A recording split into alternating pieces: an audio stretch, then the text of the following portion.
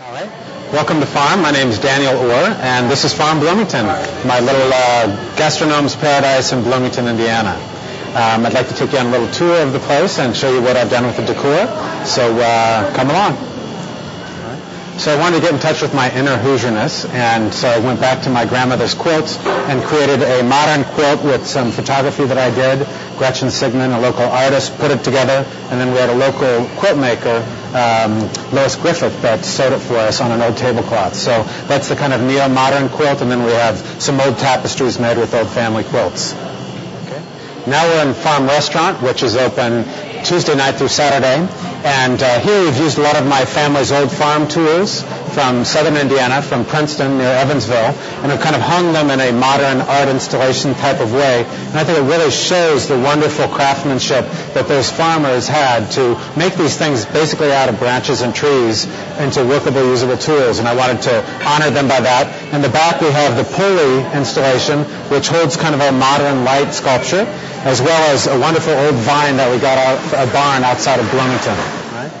This is our silo table, which is kind of shaped like a barn silo, and we have an old chicken coop up there that we've turned into a chandelier. Chicken coops used to be where you would carry the chickens to market in. So we've really kind of tried to use a lot of the old things, but display them in a modern way that people kind of find interesting and also heartwarming. And this is the Oddfellows table. The Oddfellows were actually in this building on the third floor. They had a lodge here. And I've gone back to a local antique store called Foursquare, and I brought back all the old masks, all the old paraphernalia from the Oddfellows, and I've also brought in my family's collection of old iron pans to decorate this room with. And finally, this is where it all happens. This is the kitchen. We've got a wonderful woodstone oven here that we do a lot of our pizzas in, a lot of roast things.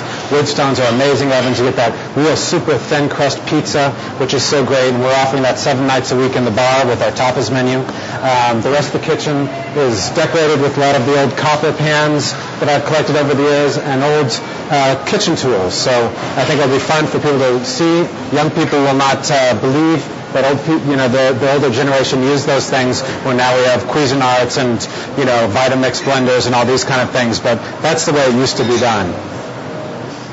And now we've come upstairs to my apartment. This is the chef's apartment, and we do some private catering up here. The food is cooked downstairs. We come up here and serve it in a very quiet, more homey ambiance. We do a lot of kind of very special meals for special events. This is the kitchen, which I designed. Putting in the kind of more modern hood in this 1890s building. My collection of little salt and pepper shakers of chefs and a lot of our homemade vinegars and succulent plants to kind of give it that warminess and make that connection with the downstairs. So this is a lovely place for me to entertain as well as to have other people come in and entertain their friends.